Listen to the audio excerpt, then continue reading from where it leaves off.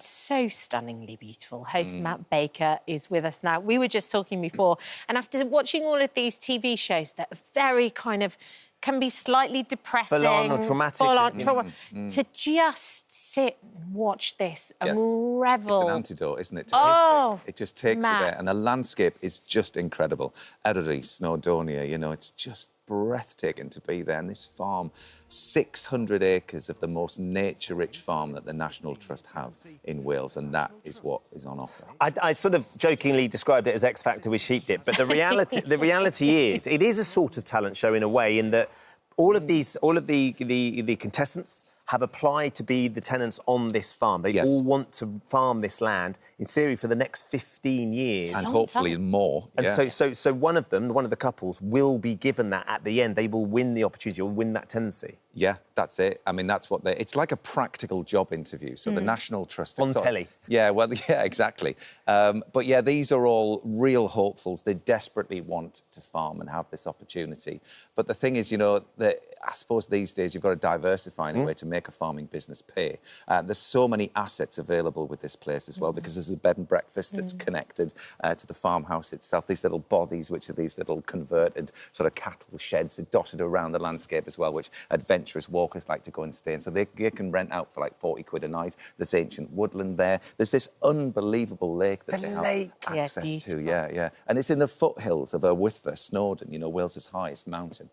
So there's all that recreation. So how, you know, what ideas can they come with? So not only have they got to be brilliant farmers, they've also got to be really aware of all of those recreation opportunities as well. Run a viable business. They sit down, there's these full-on business plan meetings that they have as well. So the whole process is so that the National Trust can find the best suited tenant, and also, you know, as far as they're concerned, which farm is well suited to them too. It's very symbiotic, you know. Yes, of course. There was one moment in the first show where they've got to bring the sheep down the hill, and it all seems to be going very smoothly. And then all of a sudden, you know, when they say don't work with children and animals, there's just and off they go.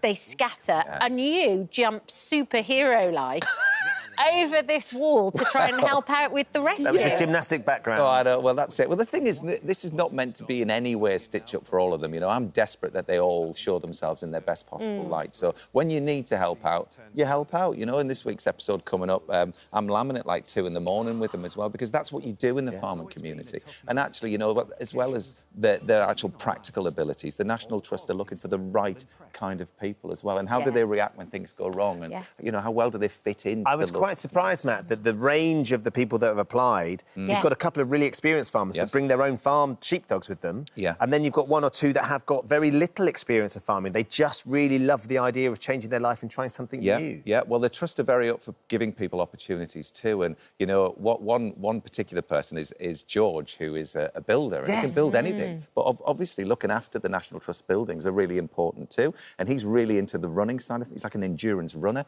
He runs, you know, across deserts and does 100-mile runs. And he actually went up and down Eryri in 2.5 hours during the selection process. Well, just because it wasn't hard enough. Run. So he wants to bring sort of park run and all of that sort of thing. So his business plan is skewed to that. And actually, you know, you can't graze this farm very heavily. So the farming side has to fit in with all of the other elements too. And that flock of sheep that you're talking about, the Welsh mountain sheep, they actually come with the tenancy. The flock of sheep, so they've got to see how well they can cope with it. So there's everything in this show. Do you know what I mean? And I think it's the hope and everything that all of these applicants bring to it. They desperately want this, and it's not like winning a trophy. This is winning a life-changing opportunity. And for 15 years and onwards, as you said. Fingers crossed, What is lovely, Matt, is being able to sit down and appreciate, and you know this as the host of Country File and your farming life as it is anyway, is that there is still this urge and joy that people see around farming and the importance of farming. You've got these people that want this. But the plight of the farmer at the moment, we're seeing in the news all the time, is getting tougher and tougher and tougher, isn't it? Yeah, I mean, you know, I've always championed British farming, you know, as much as I possibly can. That's why I do what I do and make the shows that I do. You know, I've got to be careful with my BBC farming cap on as far as what I say is concerned, but my opinions have never, ever changed. You know, we desperately want a vibrant rural community going forward. You know, our farmers are producing our food. They're looking after our landscape. It's easy to look out of the window and see our beautiful British countryside and forget that those farmers are the ones who are creating it. You know, they're producing our food, looking after our landscape, and they deserve the most support of any industry. So when the government changes inheritance tax laws regarding farms and the passing on of farms to families that have been on that land for generations, and you can see the impact it has, how, as a farmer and a farmer who's on the land where your family are and all that sort of stuff, how does that make you feel? Well, I'm a big believer in heritage and tradition, and, you know, we do what we do because it works and it's tried and tested over the years. So, you know, farmers, all they want to do is provide for people and look out for folk and, you know, look after our landscape and give people food. And I think that, you know, you repair that with the support, and that's really, I suppose, all I can say at the moment. It's very difficult with me to stand really are hard-working members of the But you know what? Support British farming. I've never changed my opinion on that. Yeah, but it doesn't stop you, your love of farming, it doesn't stop you still doing a little bit of showbiz, though. You're still off with your Hollywood superstars and stuff like that. Your connection with telly and starting in Blue Peter and what you've managed to achieve, that's still an important part of your life. It all comes actually from growing up on a farm for me. You know, that I have a very sort of practical outlook on life, very creative way. I do a lot with my hands. I love that. I don't get lost in books because I'm dyslexic, so I've never had that sort of thirst for that side of things. But for me, there's no doubt about it. Growing up in the countryside has made me who I am, you know what I mean? It just has done, and I couldn't live without it. When I first moved down, you know, for Blue Peter, I've only lived 6 months of my life without a flock of sheep, and it was a very unhappy time for me. I know. I read about this, like you found yourself a little cottage. And got yourself a little field. And yes, got some sheep, and then it meant that I could bring one of our sheepdogs back, you know, from up home, and came down. Meg was on Blue Peter, and people absolutely loved her. Yeah. And but for me, it's, you know, it's deep rooted, and I think it's the same for these people as well. You know, these tenants that they just desperately want that life, and you can see that. It's brilliant. Have your kids got the bug as well?